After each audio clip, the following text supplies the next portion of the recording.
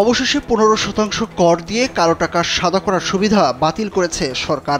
সোমবার জাতীয় রাজস্ব বোর্ড এনবিআর থেকে এই সংক্রান্ত একটি সংবিধিবদ্ধ নিয়ন্ত্রক আদেশ জারি করা হয়েছে। এনবিআরের ঊর্ধ্বতন একটি সূত্র বিষয়টি নিশ্চিত করেছে। এনবিআর সূত্রে জানা গেছে, এই আদেশের ফলে শেয়ার মার্কেট, নগদ, ব্যাংকে থাকা অর্থ, ফাইন্যান্সিয়াল স্কিম অ্যান্ড ইনস্ট্রুমেন্ট সহ সব ধরনের আমানতের ক্ষেত্রে 15% কর দিয়ে কালো টাকা বৈধ করার সুবিধা বাতিল হলো।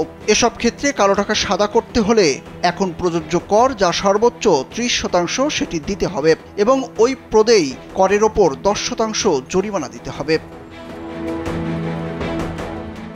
এছাড়া 15% কর দিয়ে কালো টাকা সাদা করার সুবিধা বাতিল হলেও এলাকা ভিত্তিক নির্দিষ্ট হারে কর দিয়ে ফ্ল্যাট, বাড়ি ও জমি কেনার ক্ষেত্রে সাদা করার বিদ্যমান সুবিধা চলমান থাকছে।